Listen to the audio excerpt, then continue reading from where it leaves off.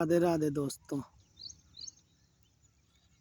आज हम जात धर्म के बारे में बात करेंगे। देश को जो सबसे ज़्यादा नुकसान पहुंचाने वाली है, देश में सबसे ज़्यादा विकास की बाधा जो बनती है वो है, पहला तो भ्रष्टाचार करप्शन है। दूसरा है जाति धर्म आपस में बंटना जो विकास को रोकती है, जिससे मजबूत इंफ्रास्ट्रक्चर का निर्माण नहीं हो पाता।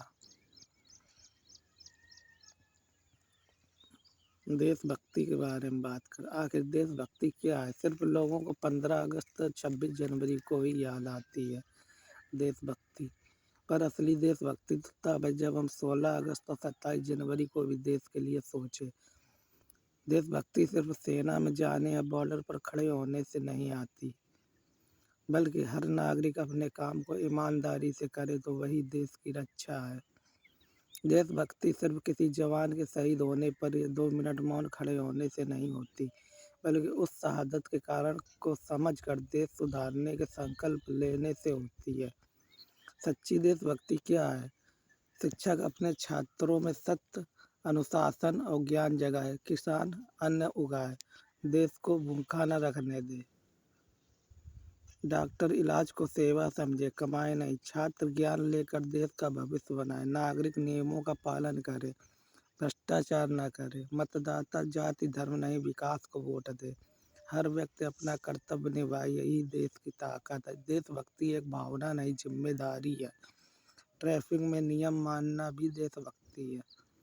सड़क पर फैलाया कूड़ा उठाना भी देशभक्ति है। किसी को ईमानदारी से पैसा देना भी देशभक्ति है। बच्चे को अच्छा इंसान बनाना भी देशभक्ति है। झूठे खबरें न फैलाना भी देशभक्ति है। वोट देना भी देशभक्ति है। देशभक्ति को दिन से नहीं दिल से जोड़ो, क्योंकि जो देश के लिए जिए वही देश के लिए मरे, पर जो देश के लिए रोज कुछ करे वही असली देशभक्त है। आखिर जाति क्या है?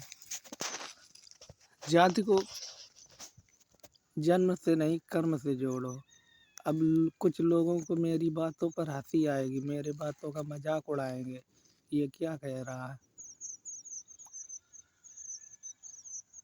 जैसे जात को कर्म से जोड़ो, जैसे विवेक उदाहरण में विवेक एक इलेक्ट्रीशियन है या मैकेनिकल है, तो जात में लिखो विवेक इलेक्ट्रीशियन, विवेक मैकेनिकल। सब कैटेगरी में लिखो किस प्रकार का इलेक्ट्रीशियन, किस प्रकार का मैकेनिकल, किस प्रकार का मिस्त्री, किस प्रकार का कंडक्टर, किस प्रकार का ड्राइवर। बस ड्राइवर है तो बस ड्राइवर, ट्रक ड्राइवर है तो ट्रक ड्राइवर, बस कंडक्टर है तो बस कंडक्टर। जिससे जाति भेदभाव कम होगा, जो हमेशा राजनीति का जिससे हमेशा राजनीति जाति धर्म का भेदभाव हमेशा अपनाया जाता है। धर्म क्या है? कोई धर्म नहीं, सभी पंथ हैं। बौद्ध धर्म, सिख धर्म, हिंदू धर्म, ईसाई, मुस्लिम धर्म, सभी धर्म पंथ हैं। धर्म सिर्फ एक ही है, मानवता। गीता में भी यही कहा गया है कि मानव धर्म ही सबसे श्रेष्ठ, मानव धर्म ही सबसे ऊपर है। आगे बात करते हैं। हिंदू कोई मूल धार्मिक शब्द नहीं था। वेद, उपनिषद, रामायण, महाभारत किसी भी प्राचीन ग्रंथ में हिंदू शब्द नहीं मिलता। उस समय लोग अपने विश्वास को धर्म, वैदिक मार्ग को सनातन धर्म कहते थे। हिंदू शब्द सिंधु से निकला है, यह भौगोलिक पहचान थी। सिंधुवासी कहना ऐतिहासिक रूप से सही होता। हिंदू धर्म एक बाद की सामाजिक ऐतिहासिक संज्ञा है। मूल परंपरा का नाम सनातन धर्म अधिक प्राचीन है। ग्रंथ अपने समय का दर्पण है। वेद, पुराण, रामायण, महाभारत, गीता ये सिर्फ धार्मिक पुस्तकें नहीं, बल्कि उस समय की सामाजिक व्यवस्था, राजनीतिक और सत्ता स्त्री पुरुष संबंध, युद्ध, न्याय, कर्तव्य, जीवन दर्शन का चित्रण करते हैं। इसलिए उनमें उस समय की स्थितियों और उस समय की मान्यताएं स्वाभाविक रूप से दर्ज हैं। कहानियाँ और इतिहास दोनों का मिश्रण है। कुछ बातें प्रतीकात्मक रूपक हैं, कुछ लोक कथाओं से आई हैं और कुछ वास्तविक ऐतिहासिक घटनाओं पर आधारित हैं। उदाहरण, महाभारत को स्वयं परंपरा से ही इतिहास कहा गया है, लेकिन उसका विस्तार, चमत्कार, दिव्य अस्त्र एक काव्यात्मक प्रस्तुति भी है। यानी यह न पूरी तरह कल्पना है, न आधुनिक अर्थों में शुद्ध इतिहास। ज्ञान और दर्शन का स्रोत, गीता का उदाहरण बिल्कुल सही है। भगवद गीता कर्म योग, ज्ञान योग, भक्ति योग, कर्तव्य बनाम मोह, जीवन में संतुलन जैसे विषयों पर कालातीत दर्शन देती। गीता का महत्व इसलिए नहीं है कि वह युद्ध के समय कही गई, बल्कि इसलिए है कि वह हर समय के मनुष्य की मानसिक अवस्था को संबोधित करती है। ग्रंथों को कैसे पढ़ा जाना चाहिए, सबसे बड़ी समस्या तब आती है जब लोग हर बात को शब्द सत्य या हर बात को पूरी तरह खारिज कर देते हैं। सही दृष्टि यह है ऐतिहासिक संदर्भ समझना, प्रतीक और रूपक पहचानना, दर्शन और नैतिक शिक्षा ग्रहण करना और आज के समय में जो अनुपयुक्त हो उसे विवेक से देखना। यही तरीका स्वयं भारतीय दर्शन की परंपरा है। तर्क, शास्त्रार्थ और विवेक, यह न अंधभक्ति है न अंधविरोध, बल्कि बौद्धिक ईमानदारी। यही सोच भारत में उपनिषदों की प्रश्न परंपरा, बुद्ध, चार्वाक, शंकराचार्य और आधुनिक विचारकों की जड़ रही है। वेद, पुराण, महाकाव्य अपने समय का दस्तावेज है। उनमें कथा भी है, इतिहास भी और सबसे महत्वपूर्ण ज्ञान और दर्शन है। और गीता उसका सबसे अधिक सशक्त उदाहरण है। प्रारंभिक वैदिक काल मूर्ति पूजा नहीं, प्रकृति पूजा। ये ऐतिहासिक रूप से सही है कि प्रारंभिक वैदिक धर्म में मूर्ति पूजा नहीं थी। पूजा का केंद्र था अग्नि, वायु, इंद्र, वरुण, सूर्य, सोम। उपासना का माध्यम यज्ञ, मंत्र, आहुतियाँ, देवी देवता, प्रकृति की शक्तियाँ थे, न कि मानव आकृति वाले ईश्वर भगवान निराकार थे। उपनिषदों का दृष्टिकोण, उपनिषद स्पष्ट कहते हैं कि नेति नेति, ये नहीं वह नहीं, ब्रह्मा निराकार सर्वव्यापी, अनुभव का विषय, देखने का नहीं। किसी ने भगवान को देखा नहीं था, इसलिए तस्वीर या मूर्ति का प्रश्न ही नहीं था। मूर्ति पूजा का प्रवेश क्रमिक और ऐतिहासिक प्रक्रिया। मूर्ति पूजा बाद में आई। बौद्ध धर्म की भूमिका, प्रारंभिक बौद्ध धर्म में भी मूर्ति नहीं थी, बुद्धि को प्रतीक से दिखाया जाता था। पद चिन्ह, धर्म चक्र, कुषाण काल, गंधार, मथुरा कला में पहली बार बुद्ध मूर्तियां बनी। इससे साधारण लोगों के लिए भक्ति आसान हुई, दृश्य प्रतीक बने। यहीं से मूर्ति को साधना का माध्यम मानने की परंपरा मजबूत हुई। हिंदू परंपरा में मूर्ति पूजा क्यों फैली? मूर्ति पूजा फैलने के कारण सामान्य जनता के लिए निराकार दर्शन कठिन था। भक्ति को दृश्य रूप चाहिए था। पौराणिक काल में कथा, अवतार, सगुण ईश्वर का विकास हुआ। मूर्ति को भगवान नहीं बल्कि भगवान का प्रतीक माना गया। यह बात दर्शन में स्पष्ट थी। इतने भगवान कैसे बढ़ गए, ये बहुत महत्वपूर्ण प्रश्न है। असल में भगवान बढ़े नहीं, एक ही सत्य के अनेक रूप बनाए गए। जैसे यह बहुदेववाद नहीं बल्कि प्रतीकात्मक बहुरूपता थी। वैदिक दृष्टि, भगवान तो प्रकृति और नियम। वैदिक दर्शन का सार, भगवान है तो प्रकृति और ऋतु है तो प्राकृतिक नियम जो दिखाई देता है वही पूज्य है। प्रकृति से अलग कोई मानव आकृति ईश्वर नहीं। यही कारण है कि न मंदिर थे, न मूर्तियाँ, न पुजारी वर्ग जैसा आज दिखता है। प्रारंभिक वैदिक धर्म निराकार और प्राकृतिक था। मूर्ति पूजा बाद की सामाजिक सांस्कृतिक आवश्यकता से आई। बौद्ध काल की कला ने इसे में भूमिका निभाई। भगवान की संख्या नहीं बढ़ी, रूप बदले। वैदिक भगवान प्रकृति और नियम थे के काल में प्रकृति और नियम थे। उदाहरण, धरती माता को प्रणाम से स्पर्श, सुबह उठते ही धरती को स्पर्श करना या प्रणाम करना यह याद दिलाता है कि हम सब कुछ धरती से लेते हैं। भोजन, पानी, खनिज, ऊर्जा सब यहीं से इससे कृतज्ञता का भाव पैदा होता है। वैज्ञानिक भाषा में विनम्रता, पर्यावरण के प्रति जिम्मेदारी, मैं प्रकृति से ऊपर नहीं हूँ की चेतना, सूर्य को प्रातः नमस्कार, जल अर्पण, सूर्य जीवन का मूल स्रोत, प्रकाश, ताप, ऊर्जा, समय, ऑल इन वन, प्रातः सूर्य नमस्कार, अर्ध सुबह की धूप, विटामिन डी आँखों और मन के लिए लाभकारी, दिनचर्या और जैविक घड़ी, संतुलित, जल अर्पण का अर्थ सूर्य की ओर जल नहीं, अपने अहंकार को शांति से गिराना, रात में चंद्रमा ज्वार भाटा नियंत्रित करता है, जल मन भावनाओं पर प्रभाव, रात में चंद्र दर्शन मन को शांत करता है, विश्वास का संकेत देता है, दिन की भाग दौड़ से विचार, यह ध्यान का ही रूप है। मूल बात, प्रतीक बनाम अंधभक्ति, धरती सूर्य चंद्र भगवान नहीं, जीवन के आधार, उन्हें पूजना, सम्मान और संतुलन। समस्या तब आती है जब प्रतीक को ही अंतिम सत्य मान लिया जाए, अर्थ बोलकर केवल क्रिया बच जाए। यह सब कर्मकांड नहीं थे, ये जीने का विज्ञान थे। सुबह कृतज्ञता, दिन में ऊर्जा, अनुशासन, रात में शांति और संतुलन धर्म का असली रूप। प्रकृति से जुड़ाव है, ना कि डर या अंधविश्वास। यह सोच उपनिषद, बुद्ध, विवेकानंद, आधुनिक वैज्ञानिक दार्शनिक दृष्टि की है। भगवान एक एहसास है, यह कथन किसी नास्तिकता का नहीं बल्कि अनुभव आधारित आस्था का संकेत है। जो दिखता है वही सत्य के सबसे करीब, वैदिक दृष्टि कहती है। प्रत्यक्ष प्रमाणम, जो प्रत्यक्ष है वही सबसे विश्वसनीय। हवा चलती है उसका असर दिखता है, अग्नि जलती है उसका प्रमाण है, सूर्य उगता है, जीवन चलता है। इसलिए प्रकृति पर विश्वास करना किसी कल्पित रूप से ज्यादा ईमानदार है। भगवान है तो अनुभव में चित्र नहीं, भगवान को किसी ने देखा नहीं, कोई तस्वीर, कोई निश्चित आकार नहीं, फिर भी शांति का अनुभव होता है, करुणा का भाव आता है, सही गलत की अंतरात्मा बोलती है। यही ईश्वर का एहसास है, मूर्ति नहीं। उपनिषद भी यही कहते हैं, या तो ये वाचो निवर्तन्ते, जहाँ शब्द भी लौट आते हैं। ब्रह्मा को बताया नहीं जा सकता, अनुभव किया जा सकता, यानी भगवान जानने की चीज नहीं, जीने की अवस्था है। मूर्ति या नाम सिर्फ साधन है, सत्य नहीं। अगर कोई मूर्ति से अनुशासन सीखता है, अहंकार छोड़ता है, मानवता अपनाता है तो ठीक है, लेकिन अगर मूर्ति ही भगवान बन जाए तो यह तो सत्य छूट जाता है। सोच का सार अंधविश्वास नहीं, डर पर आधारित, धर्म नहीं, अनुभव, प्रकृति और विवेक पर भरोसा, यही सबसे पुरानी सनातन सोच है।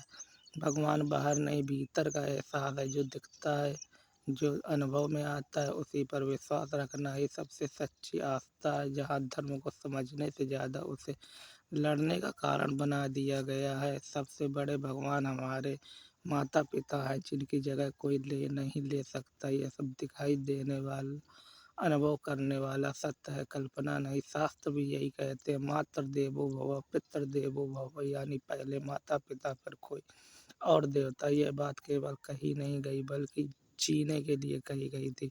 इनका ईश्वरतत्व कर्म से सिद्ध होता है, नाम से नहीं। आज के समय में इसका महत्व, आज लोग दूर बैठे देवताओं से उम्मीद रखते, लेकिन पास बैठे माता पिता को भूल जाते हैं। जबकि जिनका त्याग प्रत्यक्ष है वही सबसे सच्चा भगवान है। प्रकृति, अनुभव, मानवता, यह सोच वैदिक है, बौद्ध है और आधुनिक भी है। माता पिता की सेवा ही सबसे बड़ी पूजा है, उनका सम्मान ही सबसे बड़ा धर्म है। इससे ऊपर किसी दर्शन की जरूरत नहीं पड़ती। कर्म दिखाई देता है, कर्म का प्रभाव अनुभव में आता है, कर्म से कोई बच नहीं सकता। इसलिए कर्म किसी अदर्शता सत्ता से ज्यादा न्यायपूर्ण है। जैसा कर्म वैसा फल, समय का भ्रम, आपने अपने बिल्कुल सही फल तुरंत नहीं मिलता। कभी सालों लग जाते, कभी अगली पीढ़ी तक असर आ जाता है, लेकिन कर्म का फल टाल सकता है, टाला नहीं जा सकता। सबसे ऊंचा स्तर फल की चिंता छोड़ देना। अच्छा कर्म करो, फल की चिंता मत करो, यही तो निष्काम कर्म है। फल की इच्छा, अपेक्षा, अपेक्षा मोह, मोह दुख। जब आप सही काम करते हैं बिना स्वार्थ, बिना प्रचार, तब कर्म पूजा बन जाता है। दरिया में डालो लोग ज्ञान की पराकाष्ठा है। यह कहावत अपने आप में दर्शन है, ना अहंकार, ना हिसाब, ना प्रदर्शन, बस जो सही है वही करो। गीता का सार कर्म करो, फल छोड़ो, छोड़ दो चिंता, छोड़ दो भय, छोड़ दो। यही शांति देता है, संतुलन देता है, मनुष्यता बचाता है। ये कोई नया विचार नहीं, यह सबसे पुराना और सबसे सच्चा विचार है। ये न अंध आस्था, न अंध विरोध, बल्कि विवेक और विज्ञान और परंपरा है। विज्ञान को सत्य मानना क्यों जरूरी है? विज्ञान प्रमाण मांगता है, प्रयोग, निरीक्षण, तर्क, यही उसकी कसौटी है। जो दोहराया जा सके वही स्वीकार्य है। इसलिए अंधभक्त खतरनाक है। वह प्रश्न करने से रोकती है। आपकी मत मानो क्यों कहा गया है, मानो क्यों से कि सिद्ध हुआ है। बुजुर्गों की मान्यताओं के पीछे विज्ञान कैसे छिपा था, यह भी उतना ही सच है कि परंपरा अनुभवजन्य विज्ञान से बनी थी। भले ही भाषा धार्मिक थी। कुछ स्पष्ट उदाहरण: सूर्योदय से पहले उठना, जैविक घड़ी, तुलसी, नीम, हल्दी, औषधीय गुण, यज्ञ हवन, सीमित रूप में वायु शुद्धिकरण, नदियों में स्नान, सामाजिक स्वच्छता, मानसिक शांति, व्रत, उपवास, पाचन तंत्र को विश्वास, विश्राम। इन्हें उस समय विज्ञान नहीं, अनुभव की परंपरा कहा गया। कहा अंधभक्ति घुस गई। समस्या तब शुरू हुई जब कारण भूल गए, नियम को ही भगवान बना दिया। उदाहरण: ग्रह दोष से सब कुछ जोड़ देना, हर बीमारी को पाप कहना, तर्क करने वाले को अधार्मिक बताना, यही विज्ञान से विचलन है। वेद, उपनिषद, गीता विज्ञान नहीं, वैज्ञानिक दृष्टि। यह बहुत महत्वपूर्ण अंतर है। वेद, गीता फिजिक्स, केमिस्ट्री की किताबें नहीं है, लेकिन वे प्रश्न करना सिखाती, कारण ढूंढने को प्रेरित करती है। मत मानो, जानो कहती हैं। उपनिषद तो सीधे प्रश्न से शुरू होते हैं: ब्रह्मा क्या है, ये जगत कैसे चलता है। यह तो वैज्ञानिक सोच की जड़ है। आधुनिक विज्ञान हमारे ग्रंथों से निकला। यही सही सीमा क्या है? यहाँ संतुलन जरूरी। ये कहना सही है कि भारतीय ग्रंथों ने सोचने का तरीका दिया, प्रकृति को नियमों से देखने की दृष्टि दी, लेकिन यह कहना गलत होगा कि हर आधुनिक खोज वेदों से पहले से लिखी थी। ऐसा दावा विज्ञान को कमजोर करता है, मजबूत नहीं। सही निष्कर्ष: विज्ञान सत्य की कसौटी, परंपरा अनुभव की जमा पूंजी, विवेक दोनों को जोड़ने वाली कड़ी है। जो भी परंपरा तर्क से सके रखो, जो तर्क गिर से गिरे छोड़ दो। यही असली सनातन सोच है, जो समय के साथ स्वयं को सुधारती है। मोह माया क्या है? मोह आसक्ति, माया वह भ्रम जो अस्थाई को स्थायी दिखाए। भौतिक सुख, सुविधा, पद, जब पैसा, प्रतिष्ठा, ये सब बुरे नहीं है, लेकिन जब हम इन्हें ही जीवन का लक्ष्य मान लेते हैं तब यही बंधन बन जाते हैं। यही मोह माया का जाल है। लोग इसमें क्यों फंस जाते हैं? क्योंकि सुख तुरंत मिलता है, आनंद इंद्रियों को भाता है, समाज उसी को सफलता मानता है, लेकिन जो आज सुख देता है वही कल डर और चिंता देता है। गीता उपनिषद का दृष्टिकोण: गीता कहती है विषयों का सुख प्रारंभ में अमृत जैसा, अंत में विष जैसा। उपनिषद कहते हैं जो बदलता है वह सत्य नहीं, जो स्थिर है वही सत्य है। भौतिक चीजें बदलती रहती, इसलिए उनसे पूर्ण शांति नहीं मिलती। तो समाधान क्या है? त्याग या संतुलन? यहाँ अक्सर गलतफहमी होती है। सब छोड़ देना चाहिए, सब में न फंसना। काम करो, परिवार निभाओ, सुविधाएं लो, लेकिन उनमें अपनी पहचान मत बनाओ। यही कर्म योग है। आधुनिक भाषा में वही बात, आज की भाषा में मोह माया, ओवर अटैचमेंट दुख है तो अनकंट्रोल डिजायर, मुक्ति है तो मेंटल फ्रीडम। यह अध्यात्म नहीं, मनोविज्ञान भी है। यही वही रास्ता है जिसे बुद्ध ने मध्यम मार्ग कहा, गीता ने निष्काम कर्म, उपनिषद में वैराग्य। दुनिया का उपयोग करो, दुनिया में डूब मत जाओ। सुख लो, लेकिन सुख के गुलाम मत बनो। यही मोह माया के जाल से बाहर आने की पहली सीढ़ी है। माता पिता, प्रत्यक्ष भगवान, कर्म, निष्पक्ष न्याय, प्रकृति, मूल शक्ति, एहसास, ईश्वर का अनुभव है।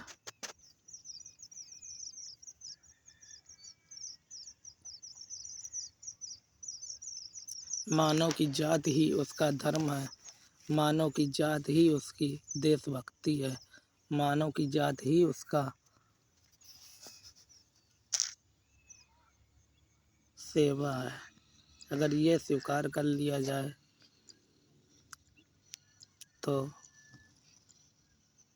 देश का विकास हो सकता है।